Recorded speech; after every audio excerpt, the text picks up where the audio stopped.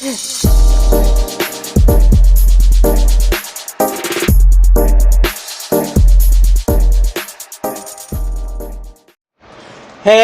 what's up everybody? This is your boy Kenny, and this is Unsung Season 2, and this episode is on K. Michelle. I'm a huge fan of K. Michelle. Rebellious Soul, I listened to that album from beginning to end.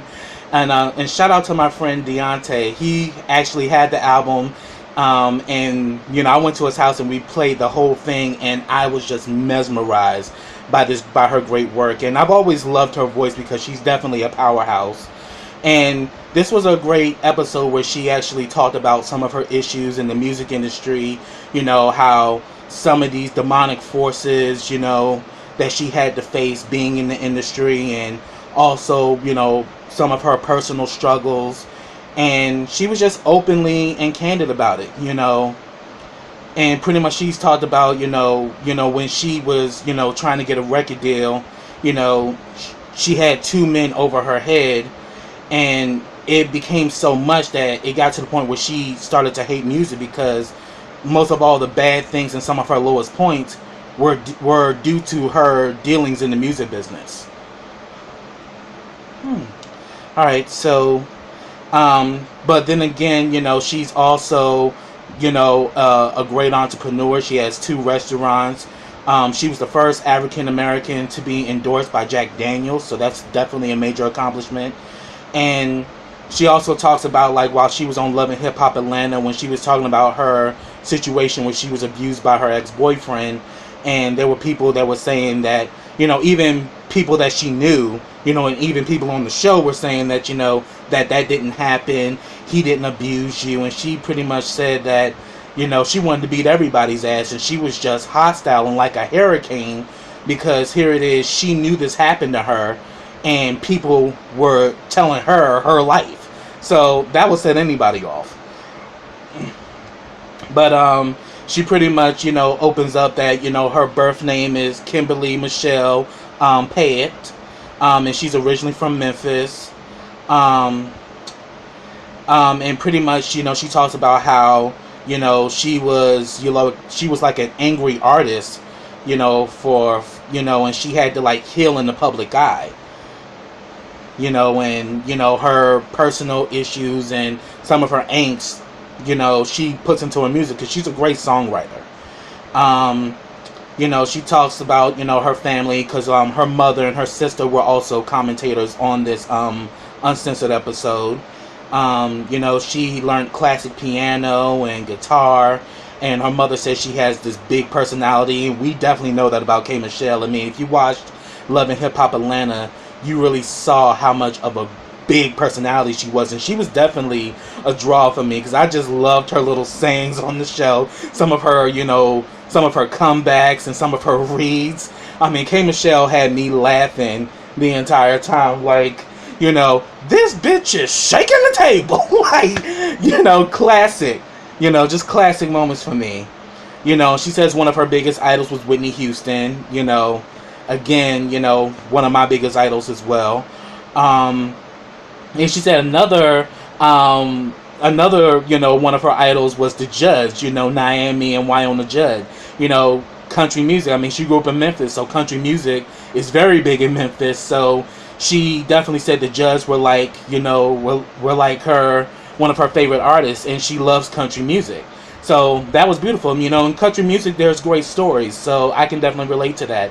I mean, I love Reba McEntire and I love Garth Brooks. I mean, hands down. I mean, I definitely still listen to them to this day. And I love Reba McEntire, and I definitely loved her version of, Vicki Lawrence's song, The Night the Lights Went Out in Georgia. And I love the video. So I definitely like some country music too. So that was pretty cool. And pretty much she says there's definitely a difference between who she is as Kimberly and, her alter ego, K. Michelle. And she even talks about in school that she was popular, but she suffered from low self-esteem. And she pretty much had a boyfriend who I would have to say was psychologically abusive to her. And it kind of made sense how she ended up how this kind of like led her into getting in abusive relationships with men, because due to the fact she had low self-esteem, this dude would say, the fact that she wasn't pretty, saying because she had wanted to go to Florida A&M University. He had told her, well, why would you want to go there? There's pretty girls there, and you're not gonna be able to compete with them. And I just thought that was just real trifling that you would say that to your girl. You should always tell your girl you're beautiful, but she was with a guy who put her down. But then again, the funny thing about it, when she goes to Florida A&M University, which is an HBCU, she ends up not only becoming Miss Freshman, but she ends up winning Miss Florida A&M University in her senior year. And she talks about in her senior year, she actually, is when she gets pregnant with her son Chase. And she said that, she definitely, felt a lot of shame and embarrassment and also judgment, because here it is, she's in her senior year and she was pregnant. But one thing I thought that was really awesome was that her parents went with her to the university, because they said that you're going to finish and you're going to get your degree and we're going to stand by you. And she even got emotional when she was talking about that, because it just showed how much her family loved her, that they stood by her side, went to classes with her to make sure that she was going to get her degree and that they had her back. And they helped her to graduate. She actually had that family unit around her, because they knew that her being popular on the campus, all eyes was on her. And the fact that she had her parents with her actually gave her the strength to get through that, because if she would have went through it alone, they probably would have tore her up, mentally, psychologically, and emotionally. But she ends up graduating. And she also talks about that, not too long ago, she had gotten an alumni award from the university, and she still has she's also pledged, to one of the sororities there. I forgot which one. If y'all know, put it down in the comments. But she pretty much says that she has a great love for the HBCU, because Florida A&M University definitely set on the path of greatness. And sorry about that. And she talks about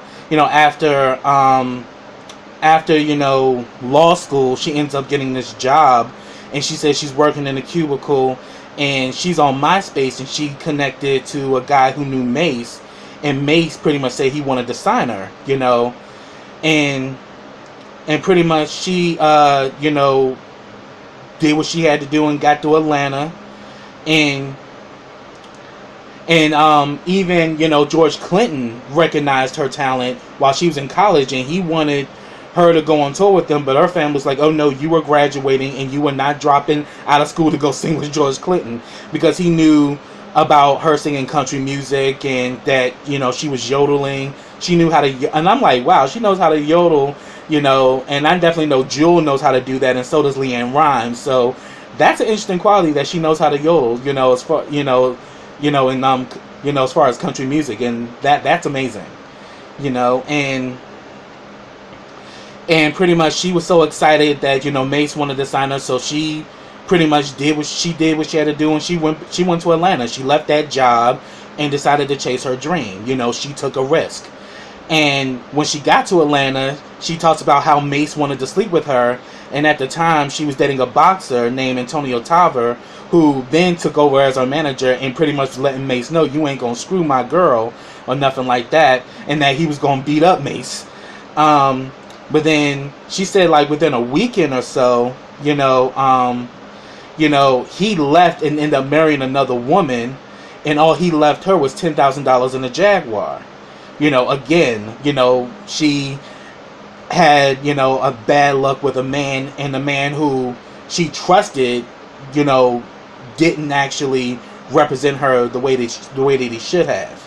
And she was also hearing that, Kevin Black, who's this big executive producer in Atlanta, that he wanted to sign her. And she talked to him and was like, let me get the number to the secretary. And he was like, nah. And she was like, look, you fired if I don't get in touch with him. So he gives her the number to the secretary. The secretary's crying when she talks to K. Michelle, saying that he got married. And she was like, well, shit, he ain't married me.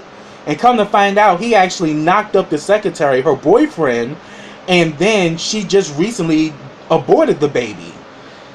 And then again, he married another woman. So dude was just messy with his shit. But when they actually get the meeting with Kevin Black didn't even know who she was, and he pretty much said that, you know, you kind of look like K. Michelle. I mean, sorry, not K. Michelle. Like he said, you kind of look like Keisha Cole. So definitely, she was like, she felt very embarrassed because it was like, this dude don't even know who I am. So really, she showed that her manager was somebody who definitely did not represent her the way that he should have, and he didn't actually land any definites for her. So pretty much after that, she was done, you know, with old boy and everything. And she said that I thought about the first way to make some quick money because all she had was $10,000 in a Jaguar, and she decided to start stripping. And she said she only worked one night stripping Friday night, but she said she learned more from stripping than she did in college, you know, about, you know, how to, you know, get your hustle on and how to think on your feet. And she said she only did stripping one night, and then 3 days later she had a record deal. And she got connected with Johnny Wright, who had sent her demo to Wayne Williams, who at the time I think was managing R. Kelly.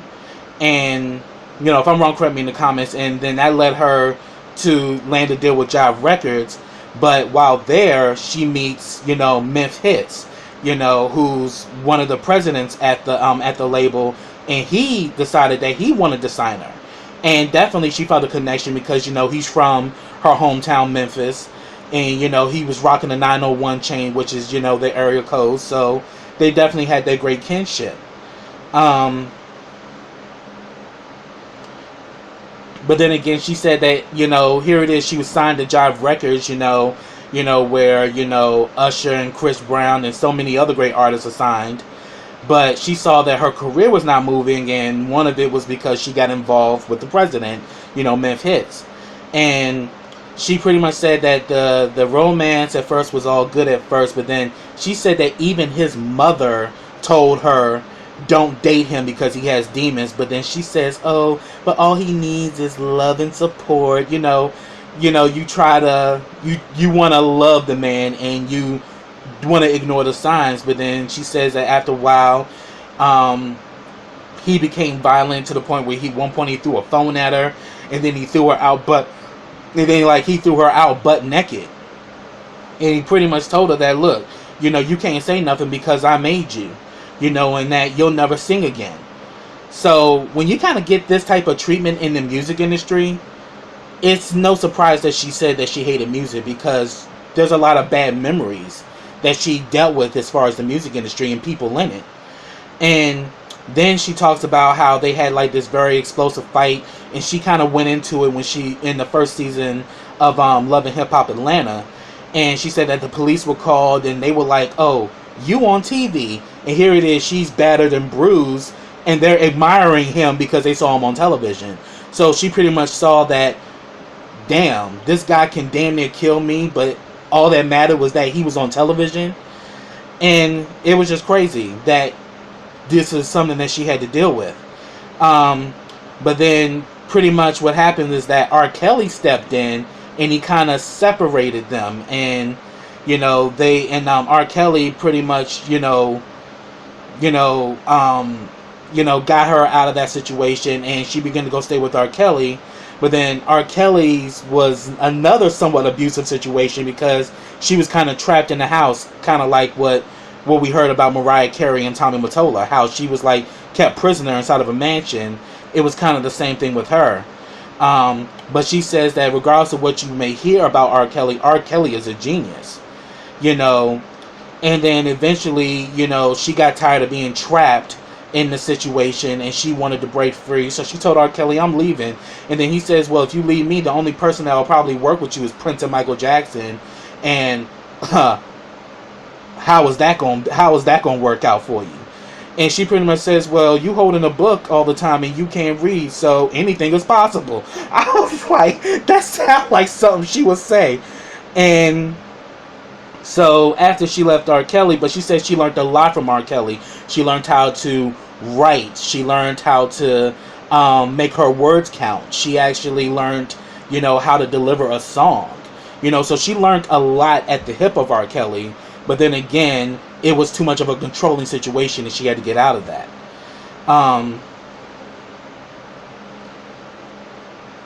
But then she said from these two situations dealing with CHIEFHITTS and R. Kelly, that she had to take control of her life.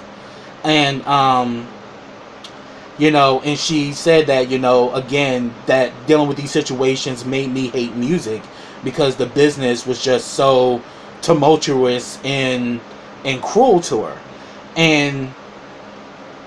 But then she also says that the great thing about R. Kelly was that the only way you can really communicate to him is through song. Sitting down having a conversation, you really can't connect with him until through music you really see him come alive. You see his excitement, you see his passion. It just thrives. And she says she loved working with him, when they were collaborating and working on music. And then she also talks about her health issues dealing with silicone butt injections.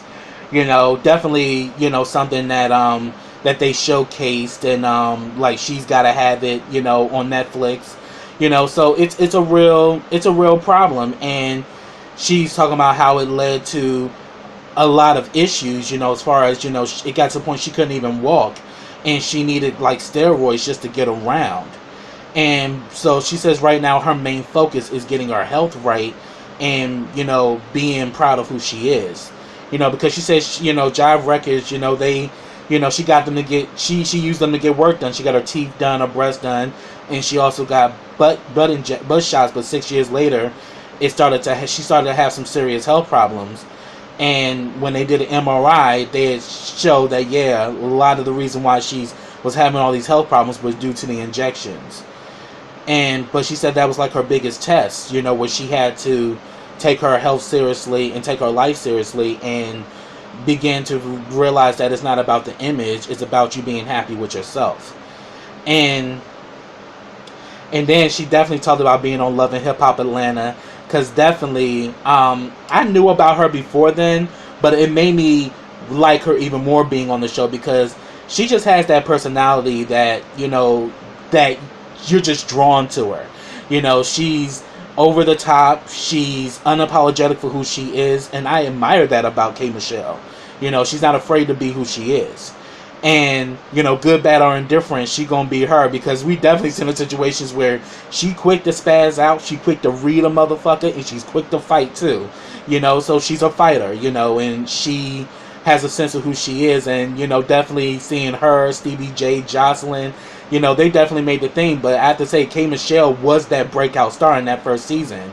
And she became a main draw, because after season 2, that's when she had the VSOP song, and that was like a big hit. And, that was on her Rebellious Soul album. And, Can't Raise a Man. And we seen that literally took her career to the next level. And, just like her as well as Ray J, they use reality TV to build even a bigger career and to, even expand their audience. And we've seen so many of them follow in their trade. I mean, I can honestly say K. Michelle somewhat paved the way for Cardi B and, Keisha Cole and Tierra Marie and many others and Remy Ma as well, who use this reality, who use reality TV to further their career and to further their platform as far as their audience. And K. Michelle was one of the first to actually do that. So definitely I can say she's definitely a trendsetter and a pioneer as far as reality television. And one thing they can say is that, she, Mona Scott Young definitely commented on her, and they talk about how they have this, sister relationship where they, at one moment they fight, but then the next minute they hugging and kissing each other, and that they have this great relationship. And Mona Scott Young says that a lot of people sometimes don't know how to take K. Michelle because she's misunderstood, but she's very sweet and she's, a great person. But, if you if you don't know her, you can easily misunderstand that she's this and she's that. And, you know, people have labeled her, but she is like a person that, look, I'm going to be me.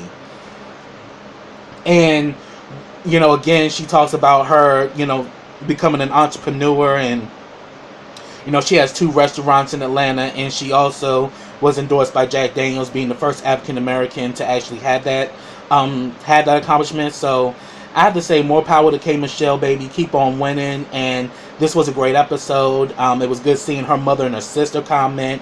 You know, so she definitely has a very strong core family that definitely supports her. Even her son Chase, I definitely saw her son on her reality show. Her son is off the hook, and he knows his mom. Like, when he was acting like her, I was in tears, because I was like, he know his mama.